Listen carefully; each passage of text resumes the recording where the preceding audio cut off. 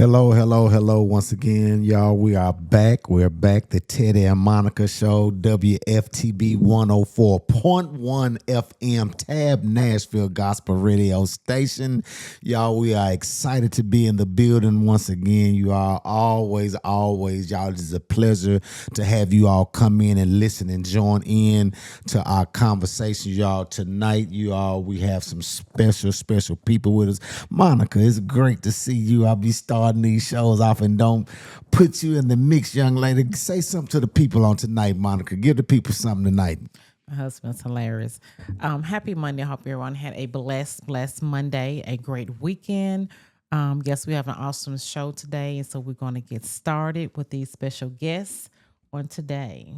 That's good. Look, I am a funny girl and I'm messing with you. Yes, ma'am. But tonight, you all, this past weekend, one of my great customers, I've been doing this young lady for almost 20-something years. Me and her talked, and her the person that's over the group that she's in the group that's called the Christ Fellowship Chorale. I'm gonna say that once again so y'all can hear that clearly. The Christ Fellowship Chorale. She's in this particular community group choir, and she's been singing with them. She stopped for a while, but I told her, I was like, India, you got to get back into doing what you do for God, because you seem like it gave you a lot of energy when you was doing that. So she told me that she got back with Daryl and started back singing. When she said these things, I was excited because I was like, it's nothing like being able to worship God through song and being in a community choir and doing that, because that's how I came up and that's how I got to actually meet this guy I'm finna introduce first. And I'm going to introduce you last. I'm going to introduce him first so we can talk to him. But like I say, India actually brought us back together, y'all. So I'm going to introduce right now the person that we really came to talk with. India is his right-hand young lady that helps him run this thing, Christ Fellowship Chorale. I want to give it up right now for my brother Daryl L. Cheney in the building, brother. It's so good to have you, brother Cheney. Thank you for having me, brother Ted. Yes, sir. Yes, It's sir. It's been a while. Yeah, man. We're here. I definitely let's start this thing. Let's get a quick resume, of your life, some of the things you're doing, married, not married, kids, anything you want to throw at us real quick, brother Daryl. Yes. Well, I'm married. Been married for about 30-something years now. Wow. And 3 kids and 5 grands. So, yeah. Come on, bro. Yeah. I don't even look that old, but yeah, I got all that going on. And of course, music is my passion. Yeah. Gospel music that's my heart. That's your heart. And working with young people. I've been with Murfreesboro City Schools for 20 years now. Okay. Yeah. We might dive into that Murfreesboro City School thing real quick. Next year, I want to introduce my girl, Miss India Cannon, in the building. India, introduce yourself to the people and give us a small resume about you and let us know what you're doing and some of the things that's going on in your life, Miss India. Okay, my name is India Cannon Harkless. I've been singing with Daryl off and on about 20 years now. I met him years ago at Allen Chapel Church, AME Church in Murfreesboro, and he's been treated me the same ever since, like a brother to me. And he was one of the first persons I met. I see God in him. He's a godly man, and I think of him as a brother. That's awesome. In the marriage, you want to talk about your good husband and your children? Anybody you want to throw in that in the mix real quick? I'm married to Christopher G. Harkless. We've been married 13 years, and I have one son, a daughter-in-law, and a granddaughter, and my son is a metro school teacher, and that's about it. I'm a native Nashvilleian, but I reside in Murfreesboro now. Okay. Darryl, are you in Murfreesboro too, Darryl? Absolutely. Okay. Born and raised. The big Murfreesboro people. You said that you work for the for the Murfreesboro schools up there, correct, Darryl? That's correct. All right, let's start there real quick. Okay. Let's dive in there. Being a black a African American male working into the school system, and I know what you actually do, Daryl. What's some of the issues and some of the things that you see that we, and especially you as an African American male, can help produce better, school system, or just help children? What's some of the things that you've seen, or some of the things that you see that you can do to actually better the students in Murfreesboro, Daryl? I think what we could do is show love. A lot of those kids are not loved at home. So when they come to school, they come to me, hugging me, talking to me. That's what the community need. And so that's what we're trying to do at school. I work for the elementary schools, so Okay. I'm not sure about what goes on in the middle and high schools, but these young people now, it's a different breed. So they know a lot of stuff that I didn't know, at that age. But I think that's what it's going to take is love and that guidance. And so as a black man in the school system, because there's not a whole lot of us. Right. That's why I started so, here. Yeah. So when they see us, that does something for them, for us to help them be a better them. That's good, Yeah. man. So I love it. I absolutely love it. Yeah. That is good. And you say you've been doing it, 20-something years now with the Yes, school system? Yes, 20 years. Wow. And you have two new grandbabies that and what's some of the actual things that you felt that you poured into them, or that you help him, because I know that they are adopted grandbabies. Yes. Yes. So what you have and like I say, y'all, great place for us to start with children. What you have in your two adopted grandchildren, I know you treat them just like they came. Oh, yes. Like they Definitely. all your blood, darling. Yes. So just give a quick something about them real quick, and we'll dive off into our other conversation right after that, young lady. They're special, and I just show them a lot of love, and there's no difference. And it's something special about grandkids. You just treat them differently than your own, and I just love them to death. Yeah. Oh, get him started with the grandkids. Oh my. Yeah. That's a touchy subject in this house. Yes. Yeah, he can't wait, but neither one of our kids are married or anything yet. So he's gonna have to wait. So he's gonna have to love on other people, grandkids, until he get his own. Yes, and I can't wait to have him. But like I say, y'all, great starting point on our conversation. But that's what's gonna dive me into the next piece that I want to talk about. So, Daryl, the Christ Fellowship Chorale, 40 years, brother, 40 years. Yes. What was the inspiration on starting the Christ Fellowship Chorale? Give us the history and the background on what made you actually want to start it. What inspired you? Did you actually know my father back in the day when he had the group called Fellowship? I did not, I don't think. Okay. I think I met him maybe in the 90s, early 90s. Okay. When I met your dad. Okay. So run this Christ Fellowship Chorale down for us, brother Darrell. And Indy, you chime in any way you want to chime into this thing, because I know it's rich history with this Yes. group. So go ahead, brother Darrell. So the 40 years is actually how long I've been directing and teaching music. So Christ Fellowship Chorale, we're celebrating 29 years. This year, we've been together 29 years. And so next year, it'll be 30 years for the choir. But really, Christ Fellowship wasn't even on my mind to even start a community choir or anything like that. My late grandparents, they had a Christmas dinner one year. And so my granddad said, we need some singing at the dinner. And I was like, okay. He said, get some of your people together and just come and sing, and they could eat for free and all that. And I was like, okay. And so we did. And so from that day, people started coming up to me. I didn't know you had a group. When did y'all start singing? I'm like, I don't have a group.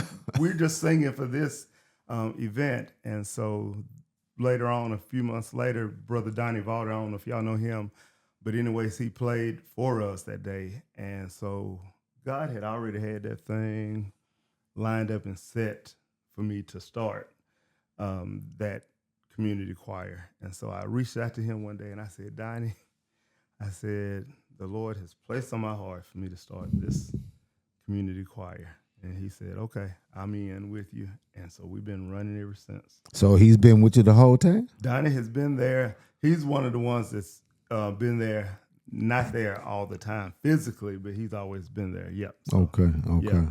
So I do have some original people that have been there with me from day one. Okay. So, Okay. Yeah.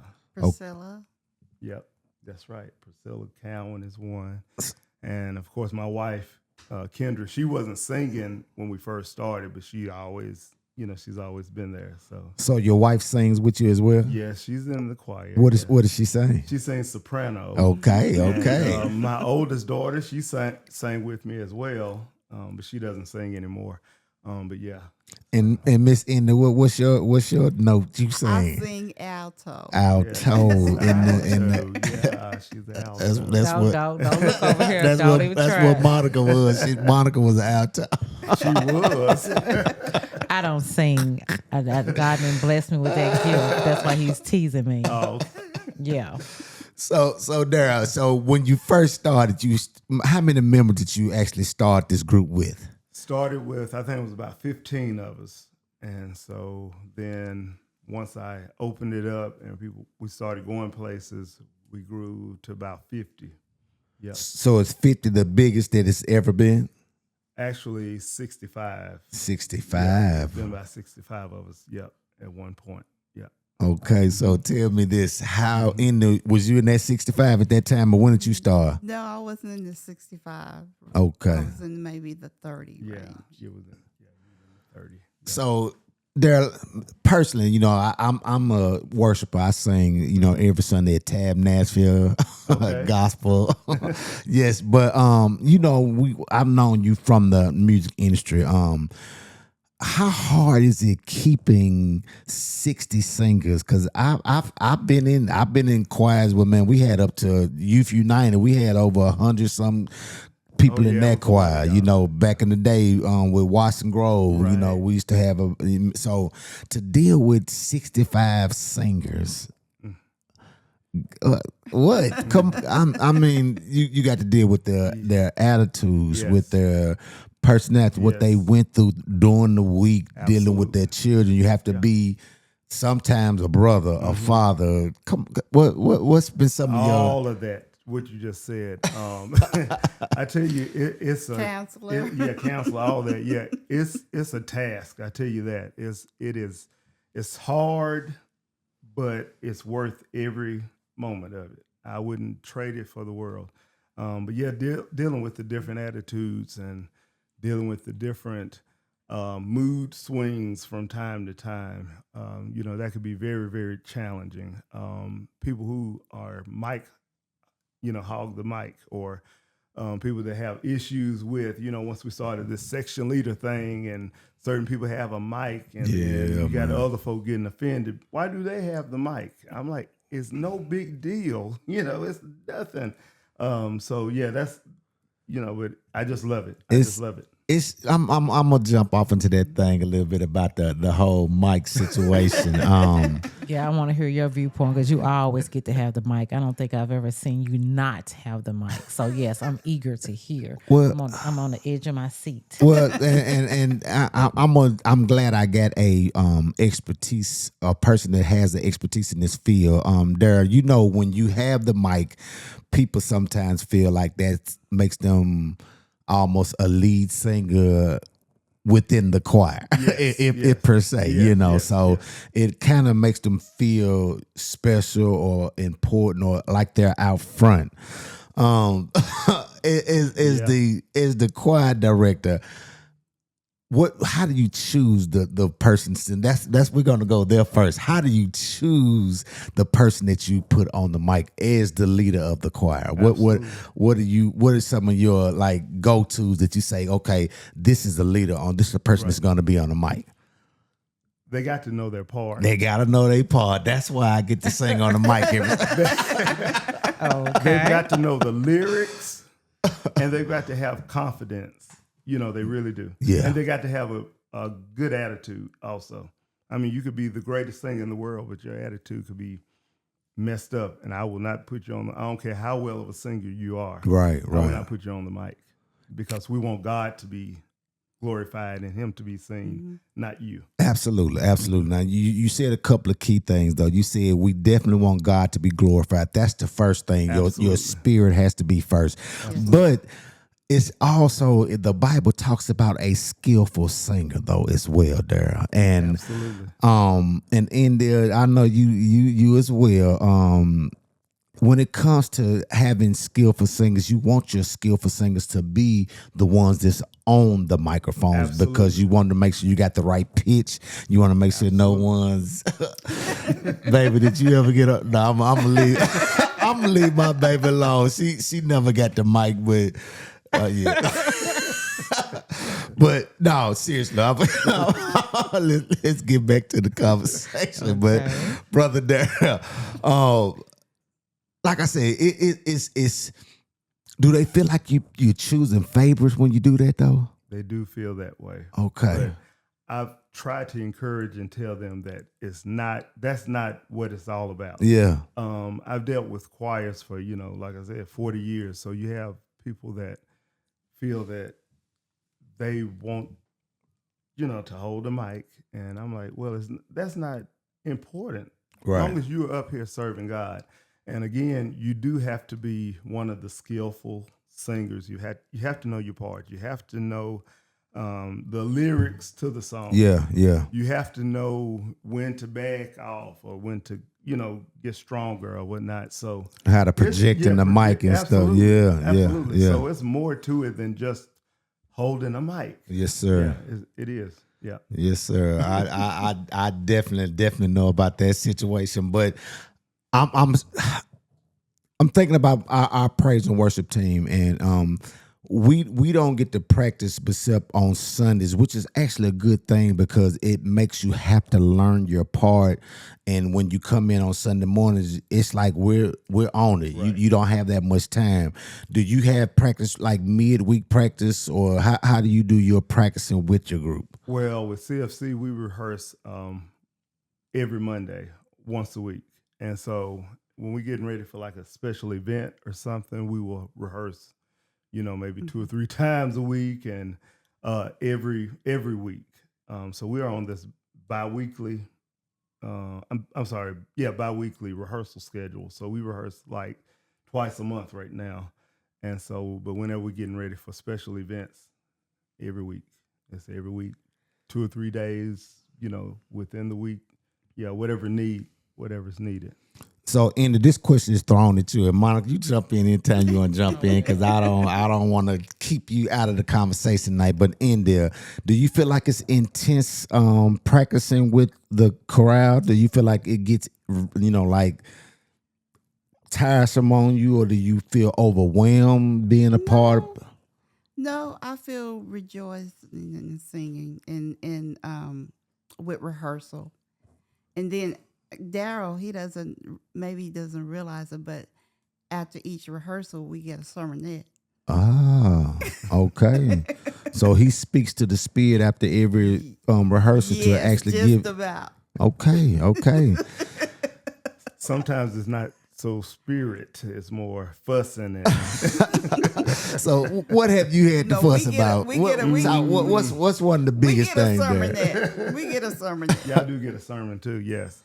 What you say? What's some of the things? Because I see you as a shepherd, man. I really see you as a shepherd over the whole chorale. Like they can come to you for guidance, they can come to you for different things. So a lot of people call him Minister Darryl. Yeah, they do. A lot of people. Yeah. Okay. So y'all, Darryl, I know you've been known for having a lot of different concerts, different things.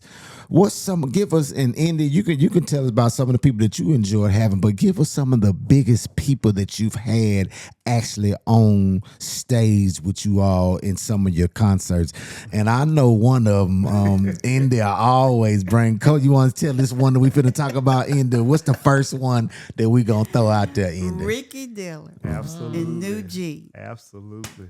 And Absolutely. we've had the Mississippi Mass Choir, Chicago Mass Choir. Wow. So y'all have had the Mississippi Mass Choir Yes, we and And the Chicago yes, Mass Choir. absolutely. And then to top it off, Ricky Dillard. Yes. Well, man, now you remember Ricky now. I know. Look, my wife, she remember Ricky now. Ricky was that guy. I'm telling you, yes. we watched Ricky Dillard as we Absolutely. came up in the the music world, and the energy that this brother has, Lots And of still energy. got it. and he's got to got be 60-something Yeah, years he is old in his 60s, yes. and could move Yeah. still like light on his feet there. I mean, I watched this brother for years. I know you still enjoy watching them too back in the day, Monica. But how did you get to connect with those type of people? What was that all about? Well, I mean, we just went after it. It was my birthday, I think, right, India? Yes. Yeah, my 50th birthday. And so they were like, how you go celebrate? I said, I would love to have Dr. Ricky Dillard and the New G. And so they jumped right on board with me, and they said, yes, we're gonna make it happen. And they did just that. And so we just reached out. I know some of the singers. And so that's kind of how I got connected on who to contact and all that. So, yeah. So, man, That was some concert. whew, yes. I remember it like it was yesterday. Yeah. And living, in action, we right there seeing him do what he do. And I mean, it's powerful. Yeah. And so he's very anointed. You can tell. Yeah. It's not a show. It's anointing. Yes, Anointing he of God. and baby, you remember seeing him at the I do, Stella 'cause Awards when he had that won- outfit. Yes. Oh, yeah. He's a fashion It's a person. fashion He- model. hey, that brother was clean. He Yeah. had like a cape suit on, Yeah, gold suit. yeah. That brother was clean. But you can tell his persona, how he carries himself.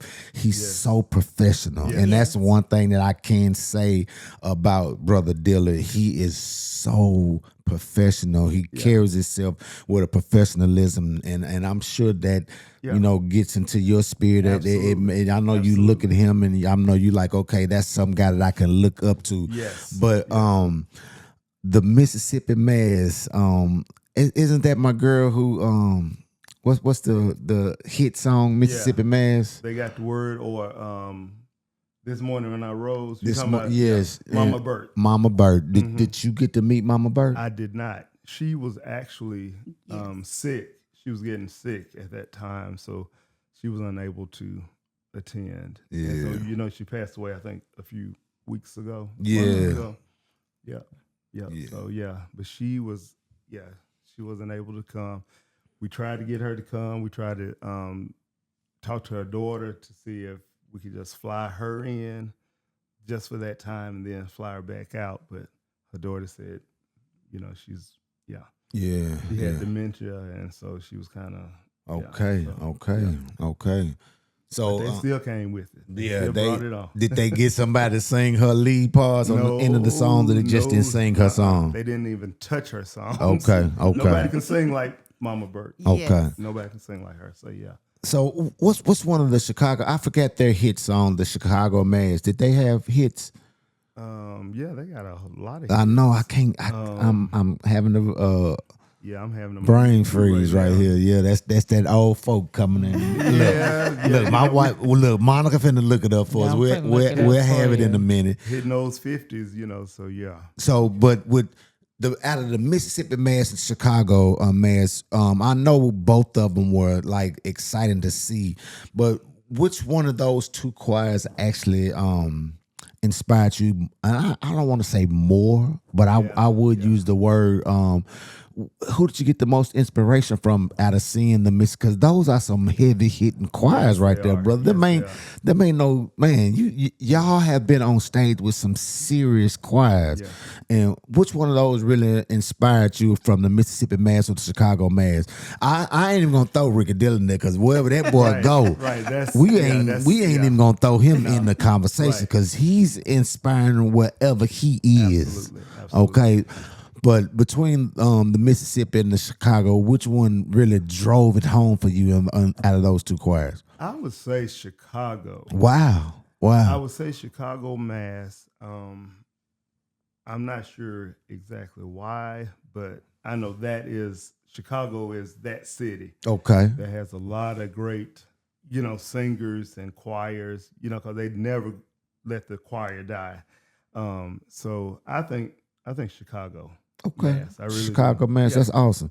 So one other thing, real quick. I know you got us rid of it, Monica. Yeah, it says, God is on your side. God is on your My side. soul says yes. My soul, Yeah. yep. He's a wonder. Yeah, he's a wonder. Yep. Hold on. Come on, baby. You done got us right yeah. over here. Do you remember any of them, baby? A few. I'll say thank you, Lemmy Battles. Yeah. Lemmy Battles. So we brought her here as well. Yes. Okay. Lemon Miss Battle. Yes. Yes. Amazing. Yes. Any other artists that you brought in that you want to throw out there? Major. Now we had Orlando Draper's Associates, from Memphis. Yeah. He had just passed the year prior to, and so the choir was still together. So then they became the Associates, Orlando Draper's Associates. So Did you get to meet Orlando? I got to meet him. did. Yeah, I man. did. I He's a met cool him. brother. Yes, he is. I met him, in the early 90s or late 80s, somewhere around there. All right. Down to earth. Boy, so that was my mentor, really. I was just finna go there, bro. I was just finna ask you that question, brother. Yeah. So he was actually he was, who you looked up to absolutely. in the directing field. Absolutely. Okay. Absolutely. So yeah. I can see that, but I was gonna think you was gonna say Ricky at He first. was next. So Ricky was next. Yeah. So Orlando Draper, then Ricky. Yep. Hey, They right there together, really. whew. Yeah. Bro, you standing on some giants, man. them are some giants, baby. You remember Orlando Draper back in the day? You might not remember, but he was actually out of Memphis, the Memphis area. That's why I asked you what you remember. But if I gave you one of his songs, you would be like, oh yeah. But yeah, man. One other thing, Daryl, did you ever get to write any music for the group? I'm not a writer, but some people say, yes, you are a writer. But no, I'm not a writer. I don't write. Yes. Okay. So y'all have never thought about doing any original material, anything? We actually have original material. We just haven't recorded it yet. My good friend Cedric Polnix, I'm sure y'all know him. He's from the area. He actually wrote a song for us and recorded it and produced it and everything. Wonderful God. So we do have that one single out that came out, I think, about 7 or 8 years ago. Okay. And then Jamon Harold, one of my musicians now, he's a songwriter. So some of the songs that we've sang on our anniversaries the past few years, some of those songs have been original. Songs. Okay. Yes. Okay. Yep. So go ahead, baby. Look like you got a question. What you gonna let me ask I'm a question? sorry. Come on. I'm sorry, baby. Well, mine has a different spin. So I know I grew up in the era where we have choirs, but nowadays it's more like a praise and worship team. So have you ever thought about just I don't know, having both or having one? Because it's kind of hard now these days to keep people committed. And so, when you look now, you don't see the big choirs, you see the praise team. So can you speak from that aspect? Yes, I will. Good. Yeah, That was good. That was a good question, girl. Yes, very good question. Come on. My take on that is still choir. Okay. I do know that people, like back in the day, we as African Americans, we didn't have a lot of money, so we didn't do a lot of the traveling and being on teams and in different organizations and all that good stuff. So we didn't know nothing but church, and that's all we had. That was our activity doing stuff. But now, since God has blessed us where we have some money and we can travel and we can pretty much do whatever we want to do, people are not, free now. They want to do those things. So with the praise team versus the choir, I still say choir because you still have some committed people that are out there. But, a good way out of it, praise team would be the best thing to do, a best way to go because it's a smaller group and, you can count on them. But I say choir is where that's my heart. And so I've told people all the time, I said, I will always, as long as I'm living, there will always be choir. There will always be choir as long as I live. Now, what other people do, that's cool. I mean, I'm cool with that. Praise team, I don't have nothing against y'all, so don't get bent out of shape. I love you all too, but yeah. Choir is where it is. Come on with another good question. You look like you got another one on. Okay, so I know choirs sing different songs than a praise team.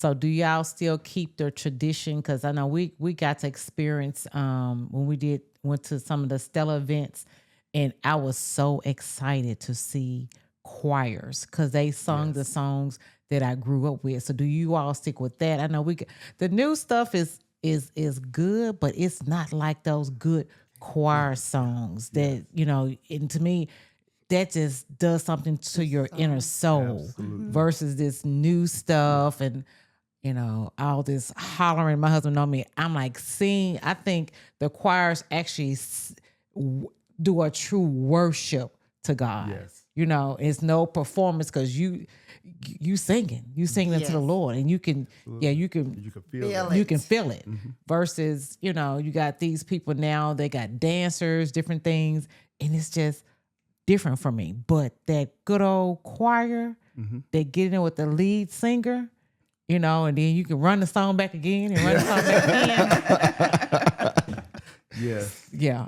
So do y'all mostly stick with that traditional, the traditional Baptist, I want to say, music versus this new upbeat, churchy kind of music? That's the more on the contemporary side. I think that's what you're talking. I'm more traditional, but I also do the contemporary because we want to keep everybody, involved or everybody excited. So when we go places, we could actually sing songs that will touch or reach even the young folk. But I'm with you all the way.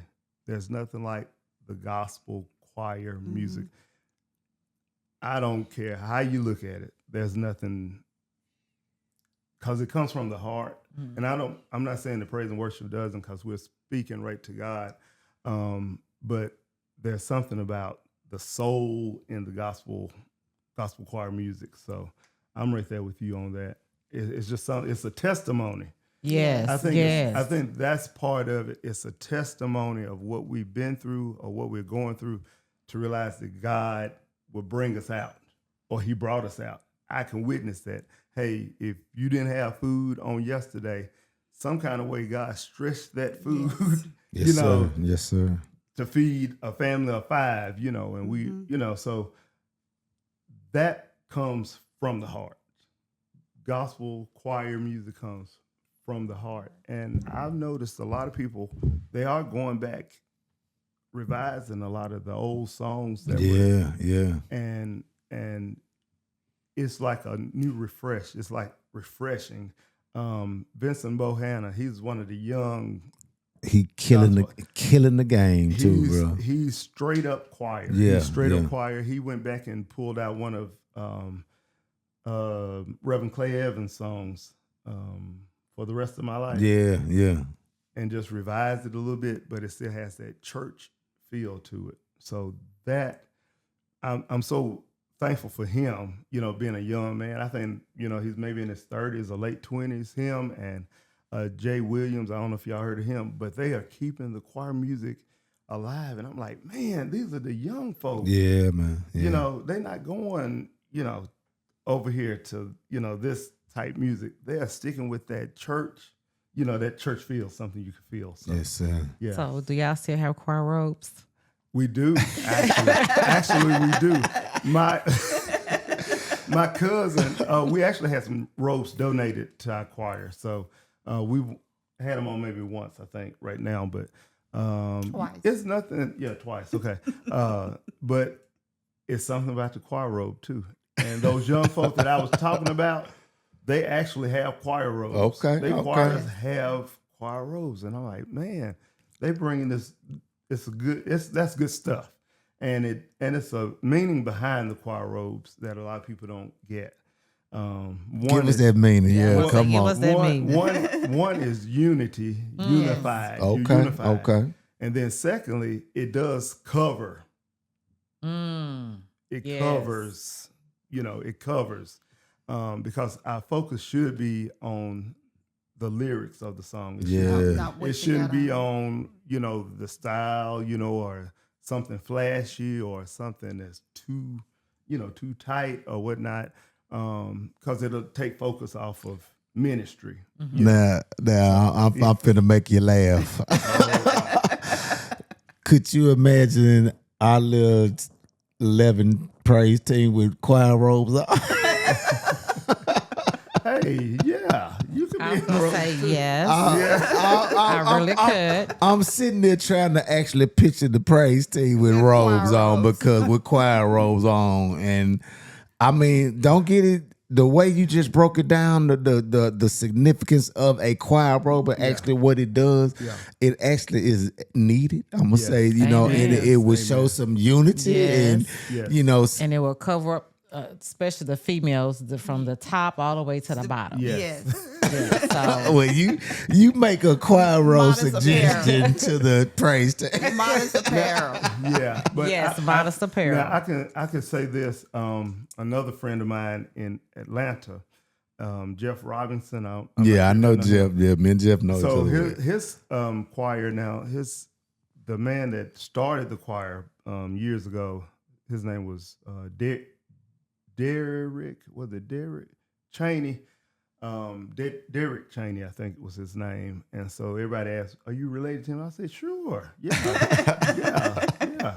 He was a choir director, so he started the Chosen Aggregation back in the early 90s. And so, anyways, he kept it going, and so I think he has about maybe 12 choir members, maybe 10, 12, sometimes 8. And they're in their choir robes, and they actually look good. I mean, and they sound amazing. I mean, they sound like they got 20, 30 people up there.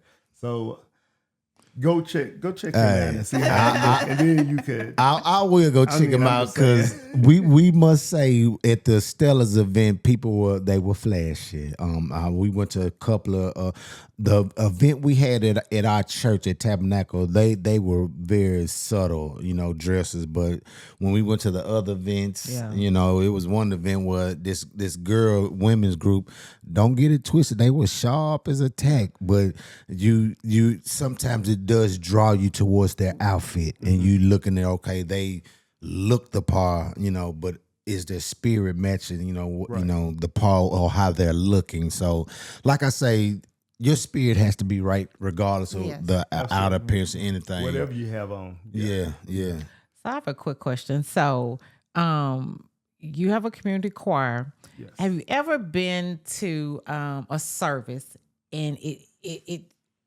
and this is, you can answer or not, did it feel like a little competition? Because I know when we go places. Good question. Girl. Some choirs, you blow them out the water, and then some, especially like at our church, we got certain songs. I'm like, oh, my first lady would toe that song up.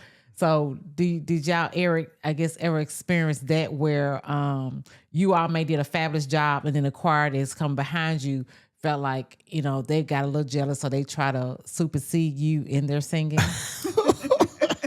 I'm just asking because I'm the person in the audience, so I'm just saying, I'm like, well, dang, are they in competition? So that's why I was asking. I believe some are, yes. And Now, still Darren, even today. All right, Darren. Before you answer that, I gotta dive in. Okay. I gotta dive in, because back in the day, you all, when I was a member of the Watson Grove Community Mass Choir, I'm in Baptist Church Choir, wasn't no community choir. We used to be in competition with other church choirs, and I hate to say this, Darren. We used to be like, hey, if we was going to your church, Watson Grove was coming to slay, but we was coming in that thing to and they did and every time. And we did. Every time, so yes. I don't want to say that it was a competition type of thing that made us be aggressive on trying to, make it to where we were jealous of you or nothing like that. But we did want to sound just as good as you. And is that bad? Is a choir person or someone in the choir wanting to sound, if not better or just as good as the choir that preceded you or came after you? Do you feel in there? I mean, y'all answer that question for me. Do you feel like, I feel like that was a healthy competition for us, not nothing that was negative. Well, I wouldn't call it competition then. I would just call it ministering. Y'all just put your best foot forward. Okay. So I wouldn't call that competition. I just call that giving God your very best. But now if it was a competition, that was on y'all. I tell my people, listen. I tell my people it has to come from the heart, and we're not here to compete. We're here to just serve God. If people get with us, yay. If they don't, God bless them. But you got to have a heart for ministry. It shouldn't be about getting a house or out singing, one choir versus the other. But there are people that are still doing that today. Yes. Because we've been places where I know God has moved, and I know we were singing, and they were just sitting on us. Yeah. And so I said, y'all got to look beyond that. Keep singing, keep serving, and don't let that bother you. You was gonna say something, Indy? No. Okay. I'm gonna say, with growth and maturity, that got me to the place to where it never was about competition again. But when I was in my teen years and my early 20s, we want to slay you. We want to come in that thing. We didn't know no better. We didn't know no better. I'm gonna leave it at that. We didn't know any better. Y'all, we got a couple of things we need to hit because y'all, like I say, y'all, this conversation goes by so fast. You all had a community health fair. We're gonna let you talk a little bit about this real quick. And y'all just tell us what inspired that. Some of the people that you all had, some of the sponsors that you all had at this event, and what actually made this come to life. What brought this whole community fair, and how can this be done at other people's churches and things? So I'm gonna let y'all have the table for this conversation. Well, it was a desire, it's something that I wanted to do, and also Daryl's wife, Kendra Cheney, that we have for the choir, because we're a community choir. The community comes out and supports us. So it was our way of giving back to the community. So I said, Daryl, it's something I want to do for the choir. Is I think that we should have a health fair. And he told me to get with Kendra because that's a vision that she had for the choir. So last year was our first annual health fair. This year was our second annual health fair. And I didn't know what I was doing. I just got online and just started thinking of people to contact and communicate with, and just started just calling people, texting, and emailing back and forth. So some of the people that we had this year was Walgreens. They did flu shots. We had Tennessee Donor Association. We had Meharry Dental School. They did cleanings and fillings and some extractions. And then we had Ascension St. Thomas. They did breast exams. We also had the Tennessee Kidney Foundation. They checked your kidney, make sure your kidneys are functioning properly. We had the American Red Cross. They were for blood donations. We had Devin Martin. She was teaching CPR. She teaches CPR. Shanitia Nance, and she was promoting her phlebotomy. And we also had the Tennessee Leukemia Foundation. We had materials from them. We had materials from the American Cancer Society and the American Diabetes Association. So we had a good lineup. It's just about just thinking out the box of who can you invite, calling, texting back and forth, and emailing who would come. This is something you need to do like at least 6 months in advance, minimum 6 months in advance. But I started back in February. That's awesome. And Derek, you want to say anything about it real quick? All I want to do is just give kudos to India and my wife for doing such an awesome job putting it all together. I had absolutely nothing to do with it.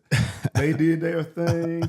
My wife, she works in the medical field, Yes. so that's a passion for her. And so, yeah, they just made it happen. And I'm just proud that they brought it to our area, and especially us being Black. A lot of times we don't think about our health.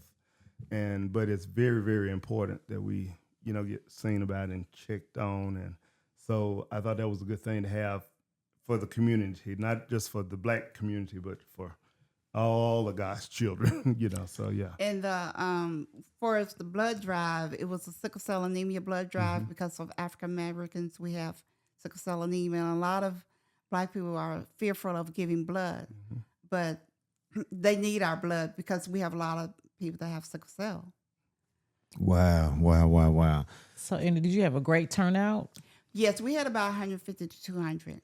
Okay. And how did you actually get the word out? Because I know a lot of times when people hear health fair, it's like, oh, I don't know if I want to do that. I advertised with Channel 2, 4, 5, and 17. Okay. And WGNS in Murfreesboro, the radio station. We put on our Facebook pages. We had the members put on their Facebook pages. And also we reached out to 92Q. Okay. Awesome. Yes. Okay. Yeah. So is this going to be a annual? It's going to be an annual thing. Yes. That's awesome. Annual thing. So do you all have the date for the next one already? Y'all gonna get that together and put it out there? We're going to get it together and put it out there. It'll be a year from now. Yeah. Okay. So, and I'm gonna be on time to this one. I'm gonna make sure that we come and show our support to this, y'all, because this is something huge. Like you say, a lot of people need to hear about this because you said you had free teeth cleaning. Yes, free. Everything was free. Everything was free. We even had free hot dogs and chips, just to We give had back. food. Yeah. Everybody likes free food. Yeah. You could go come get your kidneys checked at this particular event. Y'all, this was something. And I mean, do y'all have an actual name for this? Just Gerald Cheney Christ Fellowship Chorales. Community Health Fair. And also we partnered with True Victory Church. Yes. Pastor Sean Moses. Absolutely. Sean Mosley or Moses. Moses. Sean Okay. Moses. Pastor Sean and Keita Moses. Yes. And what's the name of their church? True Victory True Church. Victory Church. You just put that out there and let them know. 507 North University Street, That's Murfreesboro, Tennessee, 37130. Yes. Are you all members of this actual church? No. We're not. No, Derek, I'm just good friends with Pastor Sean and his wife. And so, yeah, they're just good, genuine people. What church are you locally at down there? I'm a member of Mount Zion Church 228 Murfreesboro. Dr. Jerry D. Marable is my pastor. Yes, sir, Brother Marable. Yeah, one Yes, of the Marable sir. twins. Yeah. Yes, sir. And so, but currently I serve as choir leader, choir director at Cherry Grove Baptist Church in Murfreesboro. Pastor Quarter. Okay. Leon Quarter. Yes. Okay. So, like I say, y'all, amazing time with y'all. Y'all, this time goes by super fast. Before we get off the air tonight, you all, I want to try to always leave a inspirational something for people to get from my guests. Daryl, African American married young man in the school system, entrepreneur doing what you do.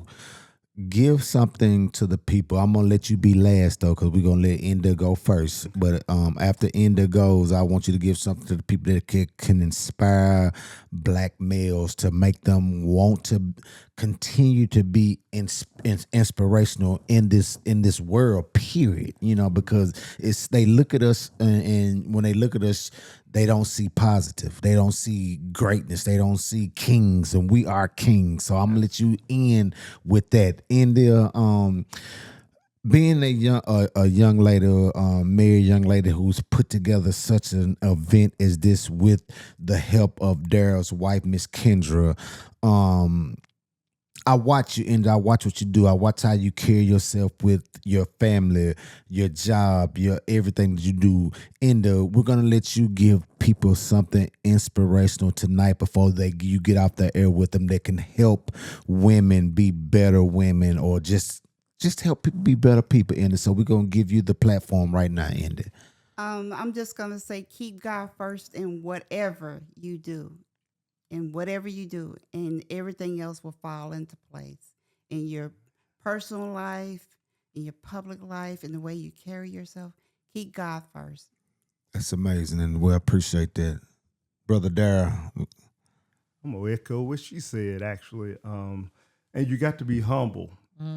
That's good. That has always been the top key thing for me, is as a man or just as a person, you got to stay humble. And that's what people need. They need to see genuine, humble people. And that's what I try to bring to the table in the school system, at church, out in the community, is to be humble and love God's people. That's amazing. Before, one other thing, any big events coming up for the choir, the community choir soon, or what's the next big thing y'all got coming down the pipeline? The only thing we got coming up is our anniversary, our 29th anniversary, Christ Fellowship Chorale's 29th anniversary, coming up in October. I think it's the fourth Sunday. Yeah, Fourth Sunday. Have you all got y'all got a location yet? Yes, it'll be at my home church, Mount Zion, on the square, as we say, Mount Zion Missionary Baptist Church, 228 North Maple Street. Will you have any special guests for that evening? We are going to be the special guests now. But we also have MTSU Gospel Choir. The students at MTSU, they'll be there. And so I know they'll be there. So that's going to be our special guest this year. So, yeah. Mm-hmm. All right, Miss Monica, you got anything you want to say to the people before we get off this air tonight? I just want to thank both of them for coming. It's a great conversation. Thank you for having us. You're welcome. Like you say, put God first in everything that you do. And I just enjoyed talking choir talk, although I can't sing. But I just enjoyed the talk on tonight. So, y'all, I'm going to end it tonight, y'all. You have been listening to WFTB 104.1 FM, Tab Nashville Gospel Radio. Also being recorded, Sacrificial Conversations. You all, amazing night, amazing time spent with my brother Daryl Cheney and my sister, Miss India Cannon. You all, thank you so much for coming and being a part of what we're doing in this platform, y'all. Thank you, all. And you all be blessed tonight. No, they said it best, put God first in everything that you do. And the brother said something that hit hard. And this one thing that I've always put first. Stay humble, you all. Because when you stay humble, blessings will come with humility. You all be blessed out there and have a blessed week.